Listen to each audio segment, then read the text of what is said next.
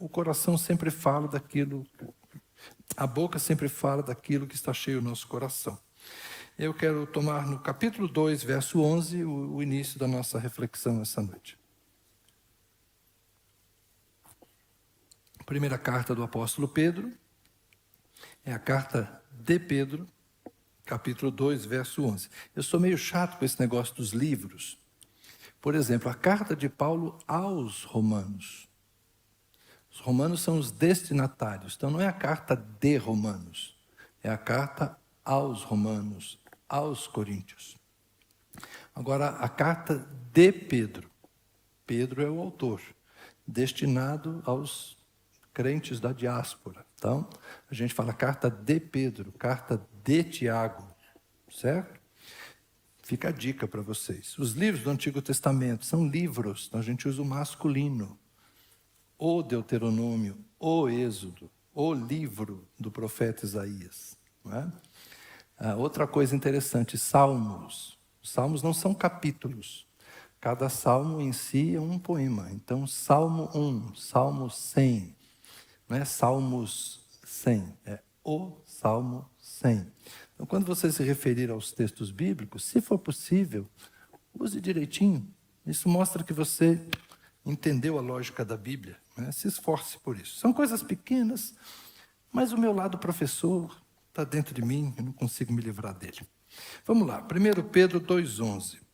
Amados, peço a vocês, como peregrinos e forasteiros que são, que se abstenham das paixões carnais que fazem guerra contra a alma, tendo conduta exemplar no meio dos gentios, para que, quando eles os acusarem de malfeitores, observando as boas obras que vocês praticam, glorifiquem a Deus no dia da visitação.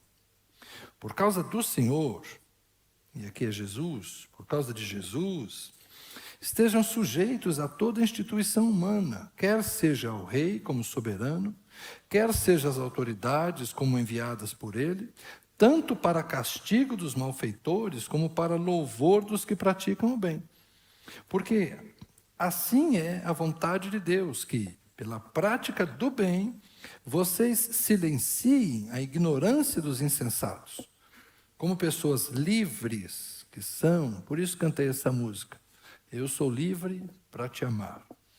Como pessoas livres que são, não usem a liberdade como desculpa para fazer o mal. Pelo contrário, vivam como servos de Deus. Olha, como livres, vivam como servos.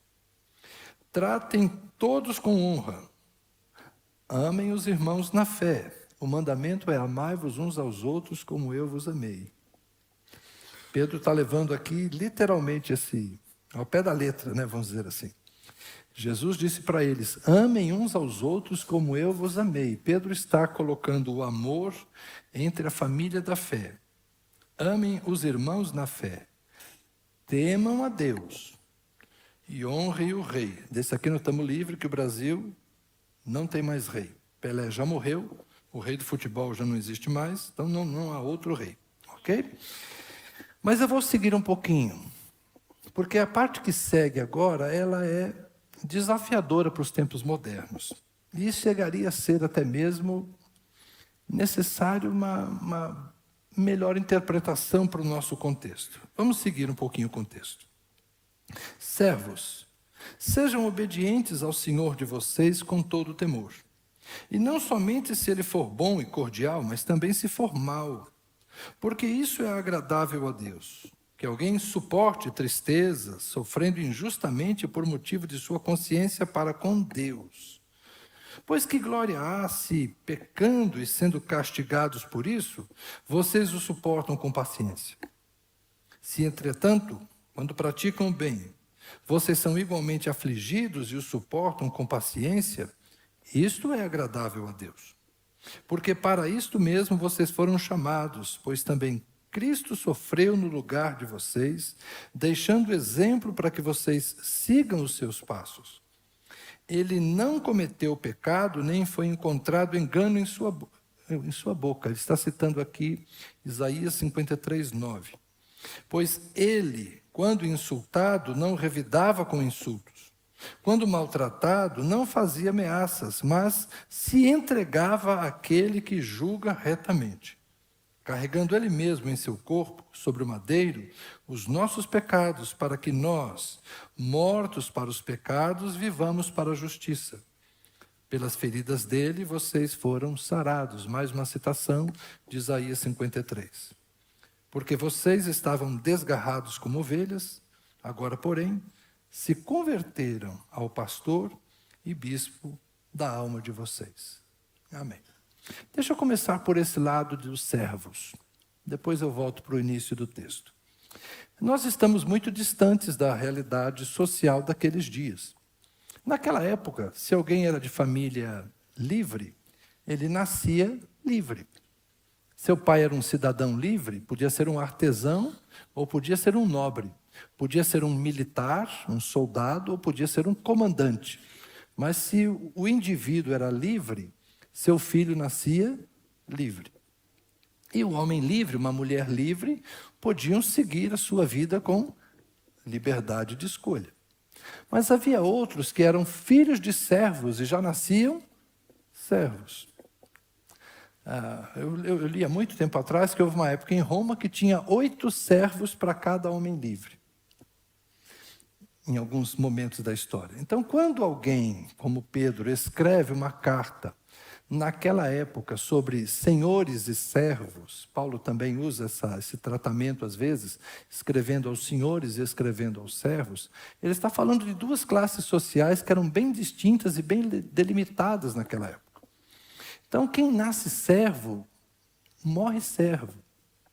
Paulo, escrevendo aos Coríntios, disse assim: se você tiver oportunidade de ser livre, de comprar a sua liberdade, não perca essa oportunidade, faça isso. Então, se você puder mudar de classe social, faça isso. Isso está muito distante de nós, porque nós pensamos muito, às vezes a gente compara com a relação patrão e empregado, mas isso é uma relação totalmente diferente. A relação patrão e empregado é um acordo, é uma troca. Eu vendo meu tempo de serviço e alguém paga por esse horário que eu dispus. Durante esse horário eu faço aquilo que me foi pedido, estritamente o que me foi pedido, né? Os advogados trabalhistas estão por aqui, sabe como é que é esse negócio? Não pode abusar do direito e também tem que cumprir a obrigação. Enfim, existe uma relação contratual. É um contrato de trabalho. Ok? Essa relação não é a mesma coisa de servo e escravo, e senhor daqueles dias. O servo era uma propriedade, ele era negociado, ele era vendido, ele era às vezes comprado num mercado de escravos. O servo podia ser açoitado, podia ser espancado, a comida podia lhe ser negada. Não, hoje você não vai comer. Por quê? Porque você não vai comer. Acabou, vai para o seu quarto. Esse é o tipo de coisa que nenhum empregador pode fazer isso hoje. É uma relação totalmente diferente.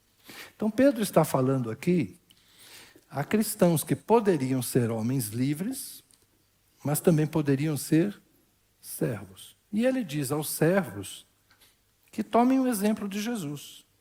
Talvez vocês vão sofrer injustiças na condição de servos, mas Jesus também foi injustiçado. Jesus se fez homem, agora cito Paulo, se esvaziou de ser Deus, se fez homem, e na condição de homem se fez servo, e foi até a morte e morte de cruz. Ele, sendo o Senhor de todas as coisas, se submeteu às autoridades. É por isso que aqui nesse texto, Pedro está falando, olha, se você sofre como cristão, ainda que seja injustamente, sofra com resignação, sofra com gratidão, porque Jesus também sofreu. Paulo, em certo contexto, vai dizer que se alegrava de participar dos sofrimentos de Cristo, na esperança que, de alguma forma, depois de ter participado do sofrimento, viria a participar da glória de Cristo. Então, se com Cristo sofremos, se com Cristo morremos, também com Cristo reinaremos e com Cristo seremos glorificados. Então, é mais ou menos uma ambiência de resignação, resiliência, paciência, sofrimento em em silêncio, sem revidar, né? Foi insultado, mas não responda com insulto, sofreu violência, não responda com violência. Mas hoje a gente vive num mundo ocidental cristão. Então, algumas das regras que são apresentadas aqui, elas refletem o mundo daqueles dias, em que os cristãos eram poucos e os pagãos eram muitos. Hoje nós vivemos uma lógica invertida. A maior parte da nossa sociedade, no caso do Ocidente, é guiada por princípios cristãos. Então, quando Pedro fala de certas práticas que são a regra naqueles dias, nós estamos falando de práticas que não são estranhas, são coisas de uma minoria. Então, existe paganismo hoje? Existe, mas o paganismo é minoria. Existe cristianismo hoje? Existe. E no nosso caso, a gente vive num país de maioria cristã. Então, a gente sempre analisa esses textos compreendendo a época que Pedro escreveu, a época que nós estamos vivendo. Mas vamos ao início do texto, portanto. Amados, peço a vocês como peregrinos e forasteiros. Dois adjetivos interessantes, peregrinos e forasteiros. O antigo hino dizia, sou forasteiro aqui, em terra estranha estou. Embaixador do céu, é o que a gente é. Nós estamos aqui como estrangeiros, como forasteiros, como peregrinos, estamos de passagem. Isso vem lá do Gênesis, capítulo 15, quando Deus fala com Abraão. Abraão, a tua descendência será multiplicada, mas eles serão estrangeiros, eles serão forasteiros numa terra, e lá eu vou multiplicá-los, depois eu vou tirá-los de lá. Estevão, pouco antes do seu apedrejamento, no seu sermão, na sua palavra, na sua defesa diante dos seus acusadores, Estevão vai dizer que Israel era um povo exatamente igualzinho aqui, um povo peregrino, um povo que vivia no meio dos estrangeiros.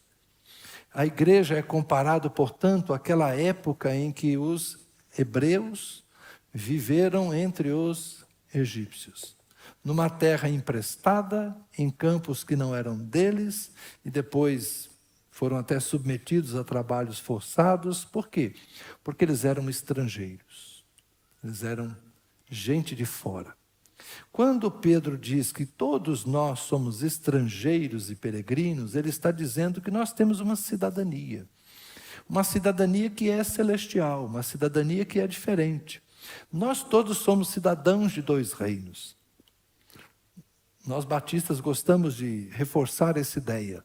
Todos somos cidadãos de dois reinos e temos obrigação nesses dois reinos, sendo que o reino de Deus se sobrepõe ao reino dos homens. Cumprimos as leis dos homens, desde que elas estejam em harmonia com a lei de Deus. A gente consegue conviver nas duas ambiências naturalmente. E é bom que a gente aprenda a fazer isso, porque nós, sendo do reino de Deus, conseguimos exercer influência no reino dos homens. E é importante que a gente tenha consciência disso. Nós vivemos uma época em que não há mais reis. O texto aqui diz para a gente honrar o rei. Nós não temos rei no Brasil. Na Inglaterra tem. Não apita muito, mas tem. Existem ainda as monarquias na Europa, não é? Na Europa ainda há muita monarquia. E é interessante agora na Copa do Mundo, aparece lá o rei de um país, o príncipe de outro. Não é curioso? Para nós que somos gerados numa república há tanto tempo, né? A gente vive em república desde... Quando foi a proclamação da república, gente? 89, gente. Bora lá, 15 de novembro, não é? Então a gente vive em república, a gente não tem imperador há muito tempo. A gente não honra o imperador, mas a gente honra o presidente da república, seja ele quem for. Não é? A gente honra as autoridades constituídas, sejam elas quem forem. Por quê? Porque nós vivemos numa democracia em que a gente elege pelo voto, e depois que a gente elegeu, ganhando ou perdendo, a gente vai exercer influência no reino dos homens. A igreja tem sim uma ação política. A gente existe enquanto cidadãos e temos uma presença política, porque a gente age, reage e interage na sociedade, no reino dos homens. Mas o fazemos dentro da lógica do reino de Deus. Então, honramos e intercedemos e oramos pelas autoridades. Mas também denunciamos, mas também apontamos os erros, porque somos uma manifestação profética do reino de Deus. Nós não estamos apenas para aplaudir. Se faz a justiça, tem nosso apoio. Se comete a injustiça, tem nossa crítica. É assim que a gente age. Então, somos estrangeiros e peregrinos. Esse aqui não é nosso lugar, mas é aqui que nós estamos. Então, se aqui estamos, aqui cumprimos o nosso papel. É como José do Egito. O primeiro peregrino foi José do Egito, que chegou lá como? Vendido pelos irmãos como escravo. Ficaram com dó de matá-lo e só o venderam como escravo. Mas a providência divina transformou José no governador do Egito. Não é verdade? São essas coisas que aconteceram. Está lá no Gênesis, é bonita essa história toda. Então ele vai primeiro, depois vai seu pai, seus irmãos, e todos se estabelecem lá. Lá eles se multiplicam, mas eles estão em terra estranha. Depois se tornam servos, e depois são tirados de lá com mão forte, são conduzidos no deserto por 40 anos, e depois de muito tempo é que vão ocupar um espaço e chamá-lo de seu. Não com facilidade. Ao contrário, foi sempre difícil manter aquele lugar lá em paz. Enfim, ser estrangeiro e ser peregrino parece que é coisa dos judeus. Eles estão espalhados no mundo todo, é a diáspora. E eu diria que, nesse sentido, os judeus são um tipo da igreja. Assim como aquele povo da antiga aliança é um exemplo do que Deus faz com pessoas que Ele separa para si, aquela etnia representa ou apontava para algo maior, que é a igreja. Pedro vai dizer que nós fomos comprados com o sangue do Cordeiro.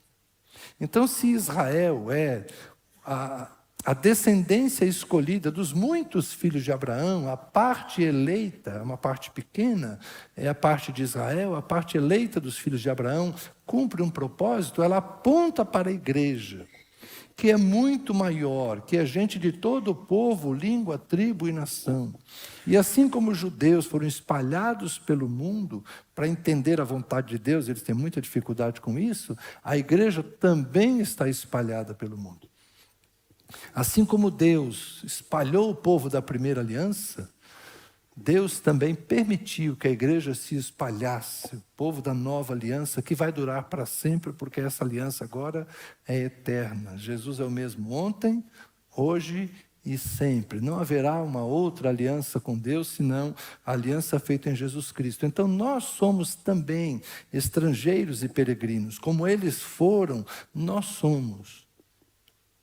Mas nós sempre seremos cidadãos de dois reinos. Nós temos o compromisso com a terra em que vivemos, sejam os cristãos da Noruega, no seu alto nível de desenvolvimento social e Copa do Mundo, sejam os cristãos da Ásia, sejam os cristãos da África, sejam os cristãos do Extremo Oriente, os poucos cristãos no Oriente Médio, sejamos nós, os cristãos na América Latina, todos nós somos cidadãos de dois reinos. Temos um compromisso com o reino de Deus e temos um compromisso com o reino dos homens. Mas também temos uma luta interna. Abstenham-se das paixões carnais que fazem guerra contra a alma. Embora a gente tenha todo esse relacionamento com o mundo, a gente tem também alguma coisa que é dentro de nós. São os conflitos interiores. E Pedro aqui provavelmente está se referindo ao modo de vida dos pagãos. Não se guiem por paixões. Paixão é como se fosse a vida sensitiva. Naquela época havia duas correntes filosóficas já bem interessantes. Uma defendia a contenção das paixões e você ser guiado mais pela racionalidade, buscar a sabedoria, a moderação. E outros defendiam curtir a vida intensamente, porque afinal de contas a vida é curta. Não é muito diferente de hoje em dia. Hoje você vai encontrar as duas escolas, até hoje é assim. Você vai ver alguém dizendo, olha, cuidado, moderação, disciplina, isso faz de você um cidadão melhor, uma pessoa melhor, tal, tal, tal. E outro vai dizer, rapaz, a vida é curta, aproveita, que os anos voam. Uns vão ser guiados por paixões, pelo sensitivo, eu quero provar, eu quero experimentar, e isso vai envolver substâncias químicas, vai envolver álcool, vai envolver drogas, vai envolver orgia, ou seja, vai depender de onde a pessoa vai cair. Não é? Tem gente que vai fundo nessa vida das paixões. Tem gente que só esbarra nisso e já sai fora. E tem gente que passa longe. Então, como é a história de cada um de nós? Cada um de nós tem um percurso da vida. Eu, como costumo dizer a vocês, eu fui menino de igreja. Sempre me preservei. Outros tiveram outras experiências. Mas aqui, nós agora somos daqueles que aprenderam a não se deixar guiar pelas paixões da carne, mas guerrearmos com as armas do Espírito e termos uma certa moderação. Pedro está dizendo aos cristãos dos seus dias que eles deveriam ser diferentes no meio da sua sociedade. Tem uma conduta exemplar no meio dos gentios. Então, eu sei que o padrão hoje é muito elástico, não é? As coisas hoje são muito relativizadas, ou seja, cada um, você tem sua vida, eu tenho a minha, eu acho certo, você acha errado, mas você tem a sua opinião, eu tenho a minha. As coisas hoje se tornaram muito individualizadas. Mas Pedro está nos chamando a um pensamento de que nós somos, na verdade, uma coletividade, nós somos um corpo. É por isso que ele vai dizer, como livres que somos, como pessoas livres que vocês são, não usem a liberdade como desculpa para fazer o mal. Nós estamos vivendo uma época em que as pessoas se acham no direito de se autoproclamar livres, para então dizer, eu faço da minha vida o que eu quero. É verdade, a vida é sua, use-a como quiser. Mas se você quer fazer parte de uma comunidade, você precisa respeitar os valores da comunidade. Nós somos livres, tanto quanto qualquer... A totalidade é livre, assim como as partes.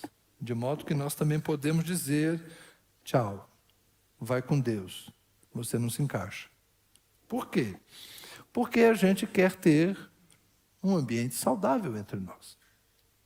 Nós queremos ser gente que exerce uma influência benéfica na sociedade, para que, vendo o comportamento de vocês, as pessoas glorifiquem a Deus.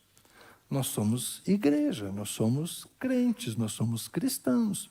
Nós temos que refletir o caráter de Cristo. Então, entre nós não deve haver violência. Entre nós não deve haver quem abuse da liberdade. Entre nós não deve haver quem trate o seu corpo como algo que não seja o templo do Espírito Santo. Nós não somos legalistas e também não vamos ser pessoas que ficam travando a vida dos outros, mas nós precisamos ter padrões adequados de conduta. Por quê? Porque somos uma comunidade cristã, não somos uma comunidade pagã. A moderação fica bem para tudo aquilo que a gente faz. Nós temos que vencer e silenciar a ignorância dos insensatos. Ora, como é que a gente vence a ignorância dos insensatos? Com sabedoria e conhecimento.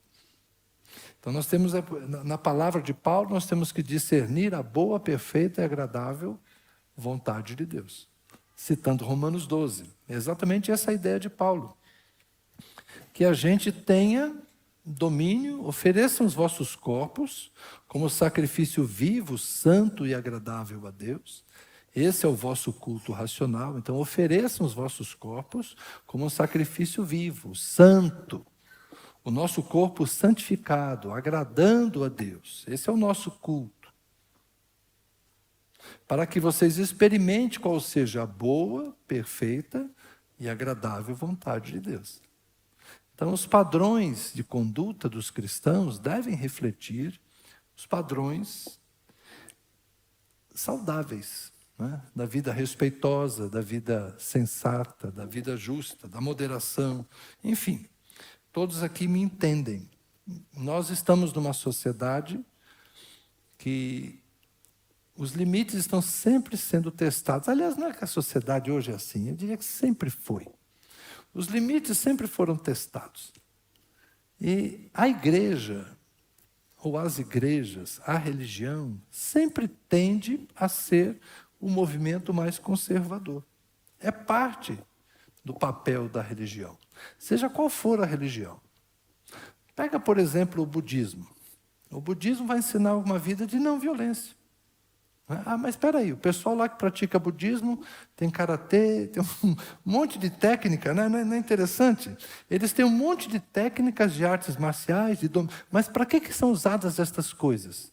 Domínio do corpo, domínio da mente, exatamente para a contenção da violência. O respeito da família.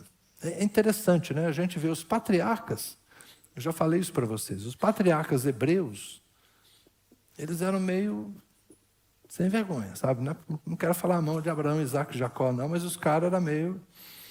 abusavam. Esse negócio de ter muito filho, com muitas mulheres, era uma coisa assim, meio natural entre eles. Né? Aí José vai para o Egito, eu já falei isso para vocês algumas vezes. José vai para o Egito e Potifar ensina para ele como é que se trata uma mulher. O Potifar fala para ele, olha, você governa tudo na minha casa, menos minha mulher. Não toca na minha mulher. E olha que a Potifera nem era tudo isso. Botou José numa situação embaraçosa. Mas o marido dela era um homem. Ela não respeitava o marido, mas ele respeitava a mulher. Veja como o mundo... Estamos falando de coisa há 5.000 anos atrás. Então, o mundo é mundo, desde que Noé saiu da arca. Então, vocês entendem o que eu quero dizer. A gente precisa conviver neste mundo com os valores que são os valores mais nobres possíveis. Então, estamos numa sociedade moderna, estamos nos novos ajuntamentos familiares, eu entendo estas coisas todas, eu não sou legalista, vocês sabem disso, mas isso não significa que a gente vai desrespeitar os limites, né? Os limites do bom cuidado, do valor da família, do valor dos relacionamentos estáveis, responsáveis e respeitosos. Sejam os jovens, sejam os velhos, que todos nós tenhamos relacionamentos responsáveis, respeitosos, santificados na presença de Deus. É disso que Pedro está dizendo, para a gente se abster das paixões carnais que fazem guerra contra a alma. Que a gente tenha consciência de que o uso do corpo é muito importante na presença de Deus. Mas também Pedro está nos encorajando aqui a viver nesse mundo com liberdade. Quero finalizar aqui refletindo estas expressões, como pessoas livres que não usem da liberdade como desculpa para fazer o mal. Eu quero finalizar essa nossa conversa, porque o termo liberdade tem sido muito usado hoje em dia de forma ideológica, não é? Dizendo que estão tentando tirar a nossa liberdade, estão tentando tirar a nossa liberdade. E liberdade é um termo que se fala muito. Tem até o hino, eu acho que é o hino da independência, né? Liberdade, liberdade, abre as asas sobre nós. É bonito esse hino. Um hino cívico que a gente quase não canta mais. A liberdade é um conceito muito etéreo. A discussão sobre livre-arbítrio e determinismo. Quando alguém fala assim, somos livres, na verdade, ninguém, gente. Ninguém é exatamente livre. Você escolheu nascer? Você escolheu nascer? Você teve a opção, quero nascer, não quero nascer. Não, você nasceu. Por que você nasceu? Porque seus pais fizeram sexo. Talvez você tenha sido, inclusive, um acidente. Talvez eles nem te quisessem, mas você nasceu. Então, talvez você nem seja fruto de uma escolha livre. Seus pais não te planejaram, talvez. Eu suspeito que eu fui um acidente, né? Meus pais já tinham 2 filhos, eu sou o terceiro, mas tem um acidente mais novo que eu, que veio depois, né? Somos 4 irmãos. Então, assim, a primeira coisa é essa, você nasceu. Você escolheu onde nascer? Não, você deu azar, você queria ter nascido na Noruega, mas você nasceu no Brasil. Eu sei que hoje você queria ser norueguês, dinamarquês, né? Mas você nasceu no Brasil, ok? Então você é brasileiro. Alguns de nós sentem muito orgulho de ser brasileiro. Outros estão pensando seriamente em sair do país. Então, você tem agora essa liberdade de decidir onde você quer viver. Mas, convenhamos, não é bem essa liberdade. Porque se você está pensando em ir para os Estados Unidos, você tem que ver se os caras te querem lá também. Porque pode ser que você vá para lá e seja deportado. Então, a gente é realmente livre? A gente faz o que quer? Não, a gente faz o que pode. A língua que você fala, você não escolheu. Você nasceu num país que fala essa língua e se você conseguir aprender o português, parabéns, você já é uma pessoa muito inteligente. Então, uma série de coisas que a gente faz na vida são escolhas. Então, nós temos liberdade de escolhas em algumas coisas. Mas dizer que a gente é livre, não. Toda a nossa vida é, de certa forma, condicionada. Por um ser que está lá dizendo, não, não é isso. Eu volto a dizer para vocês, eu não creio que Deus está lá controlando a vida de todo mundo. Deus estabeleceu leis, Deus estabeleceu valores e deu capacidades. Deus nos deu a criatividade, nos deu a inteligência, Deus nos deu as possibilidades, e Deus está lá olhando, ver o que a gente faz. É mais ou menos como quando eu dei o primeiro Lego para os meus filhos. Vamos falar a verdade, nós aqui que somos mais velhos, a gente comprava Lego para as crianças. E quem montava os brinquedos? A gente gostava de brincar com o Lego deles. Não era legal, Judas, brincar com o Lego da Júlia? A gente falava, vem cá, Vatícia, eu vou fazer um carrinho, vou fazer isso aqui para você. Na verdade, a gente brincava com os brinquedos dos nossos filhos. Quem comprou um autorama para o seu filho? Não, espera aí, que daqui a pouco é a sua vez. Quem comprou um videogame, né? A gente compra um videogame, eu só estou testando aqui o carrinho. A gente comprava um videogame para o filho, a gente jogava mais do que eu não, né? Porque meus filhos ganhavam muito de mim, então eu deixava eles jogarem.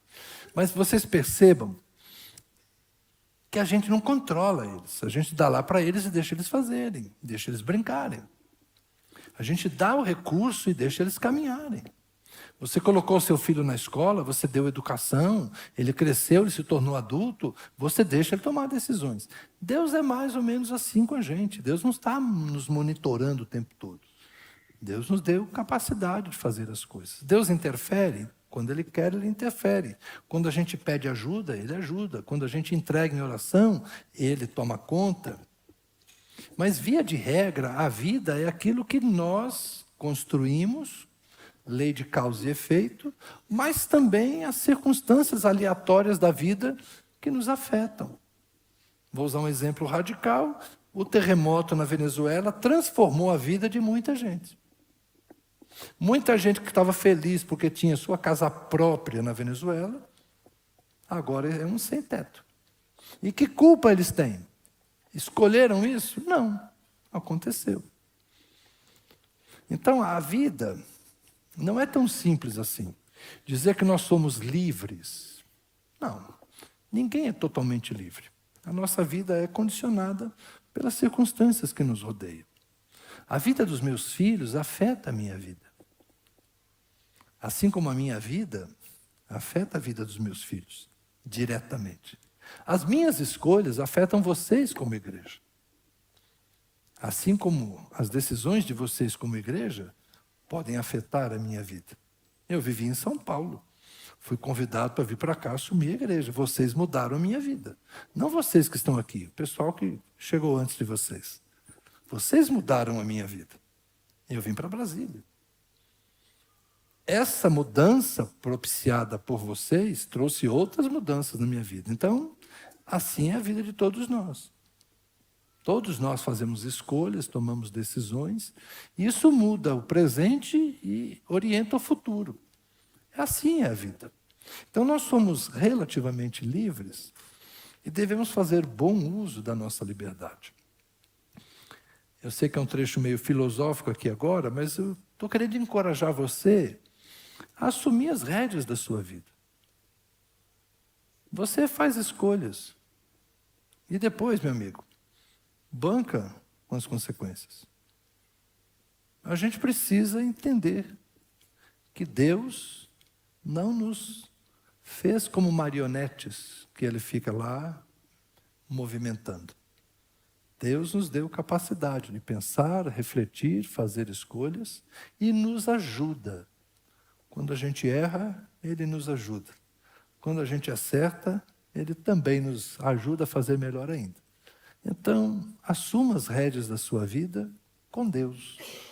Use a sua liberdade com sabedoria, não para fazer o mal, principalmente para fazer o bem, começando por fazer o bem a si mesmo. Faça o bem para você. Faça boas escolhas. Cuide bem de você. Cuide bem do seu coração. Cuide bem da sua mente. Cuide bem do seu corpo. Cuide bem daquilo que você tem. Cuide bem do seu patrimônio, seja muito, seja pouco. Cuide bem daquilo que você tem. Cuide bem de si. Marido, cuide bem da sua esposa. Esposa, cuide bem do seu marido, porque isso vai determinar muito a qualidade da sua vida. Pais, cuidem de seus filhos, porque um dia seus filhos haverão de cuidar de vocês. Vamos cuidar da nossa igreja. Vamos cuidar uns dos outros, porque um dia nós precisaremos também ser cuidados. Vamos cuidar da nossa nação. Vamos cuidar da nossa cidade. Vamos cuidar da nossa casa. É nossa parte usar a liberdade que temos para fazermos bom uso de tudo que temos, para que construamos um futuro melhor. Cuide da água, cuide do verde, cuide do ar, cuide de si. Você é livre. Faça bom uso dessa liberdade para construir um futuro melhor. Não só para você, mas para os seus também. Eu quero agradecer a Deus pelas muitas pessoas que ao longo destes anos, vivendo aqui entre vocês, eu tenho visto fazer isso. Fazer o bem a si mesmo, fazer o bem ao próximo e terem uma vida tranquila e uma velhice abençoada. Eu louvo a Deus, porque entre nós temos muitos anciãos que têm um lindo traçado de vida para nos inspirar. E temos muita gente jovem seguindo o mesmo caminho. Eu louvo a Deus, porque a gente tem usado bem a nossa liberdade. E vocês que estão chegando agora, aprendam, vale a pena. A gente é livre, mas a gente é santo. A gente é livre, mas a gente é sério. A gente é livre, a gente se diverte, mas a gente sabe os limites da nossa liberdade. Amém? Fique de pé, por favor, vamos orar. Hoje, se o Jorginho estivesse aqui, ele ia cantar: eu sou livre, eu sou livre. Livre para adorar, livre para pular. Né? Você é livre para namorar, gente, você é livre para casar, você é livre para gastar, você é livre para um monte de coisa. Mas use bem a liberdade. Senhor, muito obrigado pela vida no Espírito. Somos peregrinos e forasteiros, mas temos pátria, temos chão, temos família. Somos estrangeiros que se sentem em casa. É verdade, Senhor. Quem é peregrino sabe viver em qualquer lugar. Quem é peregrino, Senhor, está bem debaixo das estrelas. Ter o céu como teto é sempre um lugar seguro, porque é lá que o Senhor habita e é de lá que o Senhor nos observa. Obrigado, Senhor, porque nós não precisamos ser donos do mundo, mas nós somos servos do Senhor, em qualquer lugar deste mundo que a gente viva. Oro, Senhor, lembrando agora daqueles que são apátridas, tanta gente que está no mundo, milhões de pessoas que vivem deslocadas, Senhor, em campos de refugiados, sem documentos, sem cidadania, sem direitos. Não são de um lado da fronteira, nem são de outro, mas estão ali, encravados, desprezados. Quanta gente hoje, de fato, é um peregrino literal. E nós somos peregrinos espirituais, Senhor. E desfrutamos de duas cidadanias. Enquanto aqueles não têm nenhuma, Senhor, nós temos duas. Somos brasileiros. Obrigado, Senhor. Obrigado pelo Vladimir que está conosco, nosso irmão venezuelano, seus filhos. Obrigado, Senhor, porque somos cidadãos de dois mundos. Somos da terra e somos do céu. Temos o Senhor como nosso Rei, temos as autoridades do Estado brasileiro sobre nós e oramos por elas. Essas autoridades confusas, Senhor, esses poderes da República em conflito, nós oramos pedindo que o Senhor tenha misericórdia da nossa nação. Não é uma questão só nossa, o mundo está tão confuso ultimamente, Senhor. Mas traz luz para a tua igreja, Senhor. Que a tua igreja possa ser luz neste cenário confuso dos nossos dias. Que nós sejamos sensatos, equilibrados, sábios, para que possamos ensinar com o nosso testemunho, ó Deus, as autoridades desse país. Quem é o nosso Deus, a quem servimos, em nome de quem nós estamos na terra, quais são os nossos valores, o que é o reino de Deus, como se manifesta a sua justiça. Sim, ó Deus, que nós sejamos uma igreja sinal, farol, uma igreja que é luz, uma igreja que é sal. Que nós sejamos gente santa, gente séria, gente comprometida com a verdade, gente aliançada com o Senhor, que vive o amor fraternal, que cuida bem dos seus e transborda com graça e misericórdia para tantos quantos de nós precisarem. Abençoa-nos, Senhor. Que esta semana seja mais uma semana abençoada para cada um de nós. Oramos em Cristo agradecidos. Amém.